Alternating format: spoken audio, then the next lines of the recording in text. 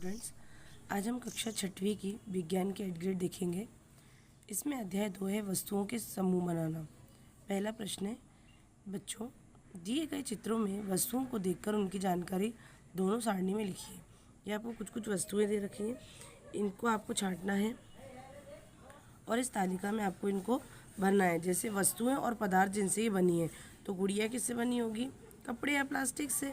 इस तरीके से चिमटा लोहे से बना है, ताला लोहे से बना है, रिमोट प्लास्टिक का बना है, ग्लास कांच का बना है, कैसेट प्लास्टिक की बनी है। इसके बाद यहाँ पे पदार्थ दे रखा है, इन पदार्थों से बनी वस्तुओं के नाम लिखिए। तो कांच से ग्लास या कंचे बने होंगे, प्लास्टिक से रिमोट या गुड़िया बनी होगी, लोहे से ताला और लोहे से चिमटा, लोहे से ही चाबी और लोहे से ही पेचकस, जो यहाँ पे कहीं दिख रहा है हमें, ये बना होगा। अगला प्रश्न देख लेते हैं। ये बहुविकल्प प्रश्न है, सही विकल्प चुनकर लिखिए। वह पदार्थ जो पारदर्शी जल में घुलनशील, अघुलनशील एवं जिनमें से प्रकाश की किरणें आर पार निकल जाती हैं, उन्हें वो कौन सा है? तो कांच का टुकड़ा होगा। अगला, दी गई वस्तुओं में से उनके गुण के आधार पर असंगत वस्तु को पहचानिए। तो ताला, कील और लोहा तीनों लोहे से बने हैं, जबकि प्लास्टिक की डोरी अलग हो जाएगी। अगला प्रश्न देखिए, लोहे से बनी साइकिल की चाबी को किसमें डुबोकर रखने पर वह चमक खो देती है? तो हम सरसों के तेल, नारियल के तेल या केरोसिन में डुबोएंगे तो ऐसा कुछ नहीं होने वाला, लेकिन अगर हम पानी में उसको डुबोएंगे यानी कि शीतल पेय में उसको डुबोकर रखेंगे तो वो अपनी चमक खो देगी। वह पदार्थ जो कठोर, चमकदार एवं अपारदर्शी हो, निम्न में से है? स्टील की चम्मच। निम्न में से कौन सी वस्तुओं को पारदर्शी होंगी? तो दर्पण तो नहीं होता, आवर्धक लेंस होता है, पारदर्शी। स्टील की प्लेट भी नहीं होती है और कांच का ग्लास तो होता ही है। इनमें से अपन आर पार दोनों में से देख सकते हैं, तो कौन सा हो जाएगा? सी वाला, तीसरा और चौथा। अब रिक्त स्थानों की पूर्ति देख लेते हैं। नीचे दिए अपन को विकल्प भी दे रखे, इसमें से एक एक्स्ट्रा है तो उसको अपन नहीं भरेंगे, बाकी तो भरना पड़ेगा। घड़ी का कांच पारदर्शी होता है, जबकि पत्थर कैसा होता है? अपारदर्शी। ये बहुत ज़्यादा बड़ा चैप्टर है, तो थोड़ा लॉन्ग वीडियो हो जाए तो मुझे कमेंट में बता दीजिएगा, तो मैं नेक्स्ट बार से 2 पार्ट्स में उसको बना लूँगी, है ना। अब हम नेक्स्ट क्वेश्चन देखते हैं। वे पदार्थ जिन्हें आसानी से संपीड़ित अथवा खरोंचा जा सकता है, वे कोमल पदार्थ कहलाते हैं। चश्मे का ग्लास प्लास्टिक या कांच के पारदर्शी गुण के कारण बनाया जाता है। सभी पदार्थों को उनके गुणों के आधार पर पहचाना जाता है। पेन धातु और प्लास्टिक पदार्थों से बनाई जा सकती है। ये वाला एक प्रश्न भी है आगे, आप चाहें तो उसमें भी उत्तर में ही लिख सकते हैं। अगला प्रश्न देख लेते हैं। यदि हम, ये अति लघु उत्तरीय प्रश्न है, यदि हम पदार्थों के समूह न बनाएं तो क्या प्रभाव पड़ेगा? तो यदि हम पदार्थों के समूह न बनाएं तो उनके गुणों का अध्ययन तथा इन गुणों की में किन्हीं भी पैटर्न का अवलोकन करना असुविधाजनक बन जाएगा। प्रश्न नंबर 4, पहेली अपने दादाजी के साथ टॉफ़ी खरीदने दुकान गई, तो वहाँ उसने देखा कि सभी टॉफ़ियाँ कांच की बोतल में रखी हुई हैं थी। कारण बताओ कि दुकान में सामान कांच की बोतलों में क्यों रखा जाता है? दुकान में सामान कांच की बोतलों में इसलिए रखा जाता है ताकि खरीदार इन चीज़ों को आसानी से देख सके। अगला प्रश्न देखिए, दिए गए पदार्थों से मिलकर विभिन्न प्रकार की वस्तुओं की सूची बनाइए। लकड़ी से हम खिड़की, दरवाज़ा, मेज़, आपको जो भी मन में आ रहा है वो लिख सकते हैं। कागज़ से हम खिलौना वाली नाव बना सकते हैं, किताब, अखबार। चमड़ा से जूता, बेल्ट, चप्पल, बैग।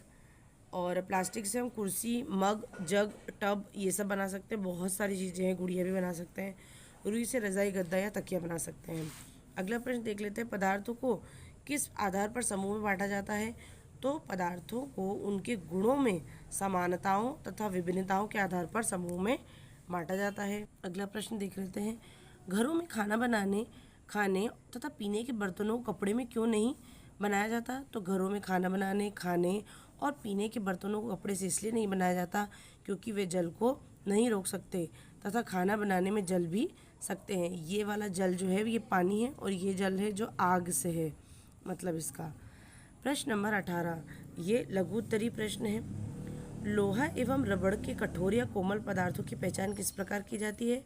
लोहा ना ही आसानी से संपीड़ित होता है और ना ही खरोंचा जा सकता है, इसलिए वह कठोर पदार्थ है। जबकि रबर आसानी से संपीड़ित हो जाता है तथा खरोंचा भी जा सकता है, इसलिए वह कैसा होगा?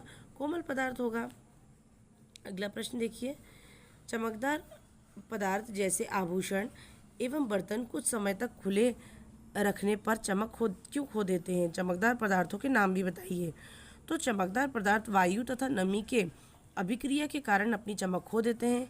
कुछ चमकदार पदार्थों के नाम हैं जैसे तांबा, लोहा, सोना, एल्यूमिनियम, चांदी इत्यादि। 12 भी लिख सकते हैं हम। प्रश्न नंबर 10, निम्नलिखित द्रव जल में पूर्ण रूप से मिश्रित होता है या नहीं? जल में मिलाकर पहचानिए एवं लिखिए। सिरका तो जल में घुल जाता है और नींबू का रस भी पानी में पूरी तरीके से घुल जाता है ना। जो भी तेल होगा वो नहीं घुलता क्योंकि वो हल्का होता है तो ऊपर आ जाता है। तो सरसों का तेल और नारियल का तेल जो है वो मिश्रित नहीं होगा।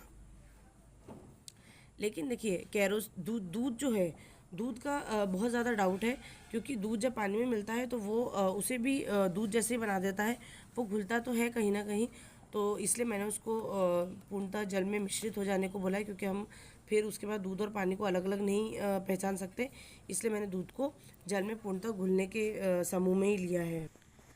क्योंकि देखिए जल में घुलना का मतलब ये है कि हम उसमें से जैसे चीनी हो गया तो चीनी और पानी को अलग अलग नहीं बता सकते, तो दूध और पानी को भी हम अलग अलग नहीं कर सकते। तो इसलिए मैंने उसे जल वाले में पूर्णतः मिश्रित वाले भाग में ही रखा है।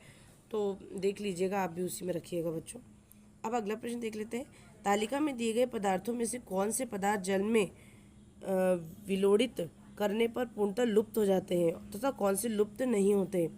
पहचानिए। तो नमक तो लुप्त हो जाता है, खाने का सोडा भी लुप्त हो जाता है पानी में पूरी तरीके से, चीनी भी क्या हो जाएगी, लुप्त हो जाएगी। लेकिन बालू जो होती है वो लुप्त नहीं होती क्योंकि हमको नदी में मिलती है। चौका पाउडर भी लुप्त हो जाता है और लकड़ी का बुरादा जो होता है वो लुप्त नहीं होता है। अगला प्रश्न देख लेते हैं। पहेली ने अपनी गुड़िया के लिए कागज का चश्मा बनाया जिसे देखकर बूझो हंसने लगा। बताइए कि बूझो पहेली को चश्मा बनाने के लिए क्या सलाह देगा? तो बूझो पहेली को कांच का चश्मा बनाने की सलाह देगा क्योंकि कांच का के आर पार देखा जा सकता है, वह पारदर्शी है और चश्मा देखने के लिए प्रयोग में लाया जाता है। अगला प्रश्न ये थोड़ा बड़ा प्रश्न है। प्रश्न नंबर 13, पारदर्शी, अपारदर्शी तथा पारभासी के उदाहरण सहित परिभाषित कीजिए। सबसे पहले पारदर्शी, वे पदार्थ अथवा सामग्री जिनसे होकर वस्तुओं को देखा जा सकता है उन्हें हम पारदर्शी कहते हैं। उदाहरण के लिए कांच, जल, वायु आदि। अपारदर्शी, इसके विपरीत कुछ पदार्थ ऐसे भी हैं जिनसे होकर आप वस्तुओं को नहीं देख सकते, इन्हें अपारदर्शी कहते हैं, जैसे कि गत्ते का डिब्बा या बंद लकड़ी का बॉक्स आदि। पारभासी, ऐसे पदार्थ जिनसे होकर वस्तुओं को देखा जा सकता है परंतु बहुत स्पष्ट नहीं देखा जा सकता, उन्हें पारभासी कहते हैं। उदाहरण के लिए कागज पर लगा तेल का धब्बा या बटर पेपर भी आप लिख सकते हैं इसके अंदर। या फिर आपने देखा होगा एक्सरे जो होता है, या फिर स्केल में से भी हम क्या कर सकते हैं, आर पार बहुत ही धुंधला धुंधला हमें दिखाई देता है, तो आप वो भी लिख सकते हैं, जो प्लास्टिक की स्केल आती है वो। अगला प्रश्न नंबर 14 है। तालिका में दी गई वस्तुओं को जल में डालकर बताइए कौन सी वस्तु जल में तैरती हैं अथवा नहीं जल में डूब जाती हैं। तो लकड़ी तो क्या होती है, जल में तैरती है। तांबे का तार डूब जाता है। चौक के टुकड़े डूब जाते हैं।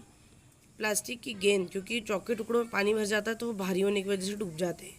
प्लास्टिक की गेंद तैरती है। तेल तैरता है। कंचे डूब जाते हैं। कागज़ तैरता है। स्पंज तैरता है लेकिन जब उसमें पानी भर जाता है तो वो क्या हो जाएगा, डूब जाएगा। कांच का टुकड़ा जल में डूब जाता है जबकि सिक्का भी क्या होता है, डूब ही जाता है। अगला प्रश्न देखिए, प्रश्न नंबर 15।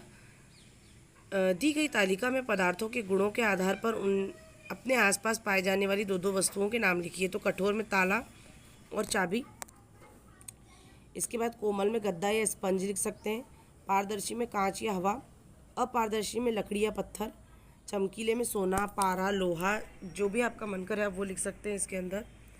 इसके बाद है भारी, कहाँ पे, विलय में चीनी और नमक। अविलय में रेत या लकड़ी का बुरादा। हल्के में तेल या रुई। भारी में सिक्का या कंचे। और पारभासी में मैंने बताया स्केल लिख सकते हैं, एक्सरे लिख सकते हैं, बटर पेपर लिख सकते हैं, या कागज़ पर लगा तेल का धब्बा, कुछ भी लिख सकते हैं जो भी आपको अच्छा लगे, जो भी आपके दिमाग में फर्स्ट टाइम आ रहा हो आप वही लिख सकते हैं। मुझे यही लगे तो मैंने इन्हें लिखा है। अगला है, हमें प्रोजेक्ट कार्ड दिए गए हैं, ये बच्चों आपको खुद ही से करना है। फिर भी मैं थोड़ी हिंट के लिए जो मैंने किया है वो मैं आपको दिखाई दे रही हूँ। अगर आप मेरे चैनल पे नए हैं और पहली बार मेरे चैनल को देख रहे हैं तो कृपा करके सब्सक्राइब करना बिल्कुल भी ना भूलें। आपको कोई भी डाउट हो उसको आप कमेंट बॉक्स में मुझे ज़रूर बताएं। मैं आपके डाउट क्लियर करने की कोशिश करूँगी।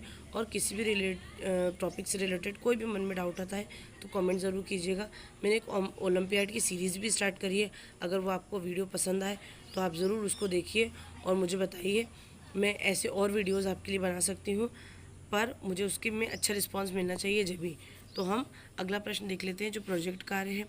अपने आसपास के परिवेश का अवलोकन करते हुए निम्न तालिका को पूर्ण कीजिए। खाने वाली चीज़ें पहले में लिखनी है, तो मैंने अनाज, दूध, दाल, मांस, सब्जी, केला, काजू, बादाम जो भी मेरे दिमाग में आई वो मैंने लिख दी। इसके बाद है अखाद्य वस्तु जो हम नहीं खाते, जैसे चम्मच, ग्लास, पेटी, रजाई, कपड़ा, तकिया, वायु, चूड़ी, कुकर, ये सब हम नहीं खाते हैं। धूतिहीन वस्तुएं यानी कि जो चमकदार वस्तुएं वो, और जो चमकदार नहीं है वो, और जो चमकदार है वो इधर लिखनी है। जो चमकदार नहीं होती वो कौन सी है? झाड़ू, कुर्सी, मेज, चटाई, कलम, कपड़ा, गद्दा, पत्थर, मिट्टी, मेज़ इत्यादि। जबकि चमकने वाली कौन कौन सी होती है? सोना, चांदी, तांबा, लोहा, सीसा, जस्ता, टिन। अगला प्रोजेक्ट कार्य है दैनिक जीवन में उपयोग आने वाली विभिन्न प्रकार की वस्तुओं को आकार के आधार पर वर्गीकृत करते हुए तालिका को पूर्ण कीजिए। तो आपको पता है वर्गाकार यानी कि चौखुट कौन सा होता है? तो पासा होता है, खिड़की हो सकती है, कैरम बोर्ड होता है, कंप्यूटर होता है, कागज़ का टुकड़ा हम बना सकते हैं जो नाव बनाने के लिए प्रयोग में लाया जाता है, बोर्ड जो होता है ब्लैक बोर्ड यानी कि श्यामपट्ट, चटाई भी हो सकती है, और टिफ़िन जिसमें हम खाना लेके जाते हैं वो। अब आयताकार तो बोर्ड, किताब, मेज़, अलमारी होती है, गैस होती है, गैस चूल्हा यानी कि डिब्बा, कमरा, और खिड़की भी हो सकती है। जबकि बेलनाकार कौन कौन सी होती है? तो फूकनी, लकड़ी भी होती है, सिलेंडर होता है, स्पीकर हो सकते हैं, खंभा हो सकता है, और ये क्रीम रोल है या रोल बोल सकते हैं वो हो सकता है, बेलन हो सकता है, और पेन भी हो सकते हैं। जबकि गोलाकार यानी कि गोल गोल क्या चीज़ें होती हैं? तो एक कविता भी है कि दादाजी का चश्मा गोल और मम्मी का चूड़ी गोल, तो आप वो भी लिख सकते हैं। और उसमें से आप बहुत सारी चीज़ छांट सकते हैं। मैंने लड्डू, सिक्का, बिंदी, चूड़ी, घड़ी, और कान के भी लिख सकते हैं हम, यानी कि कान में पहनने वाले झाले, और बूंदी, कचौरी लिखिए या कटोरी लिख लीजिए, थाली लिख लीजिए। ऐसी ढेर सारी चीज़ें हैं, तमाम चीज़ें हैं जो आप लिख सकते हैं। अब मैं आपको अगली वीडियो में कल मिलती हूँ। और 2 दिन का गैप हो गया था, मैंने कोई वीडियो पोस्ट नहीं करा था क्योंकि मेरी तबीयत बहुत ज़्यादा ख़राब हो गई थी। आप सभी को स्वतंत्रता दिवस की ढेरों शुभकामनाएं, जो कि कल थी पर मैं आपको आज विश कर रही हूँ। थोड़ा सा लेट हो गई हूँ, तो अपने बहुत सारा प्यार दीजिएगा इस वीडियो को। मिलती हूँ आपको नेक्स्ट वीडियो में, तब तक के लिए धन्यवाद।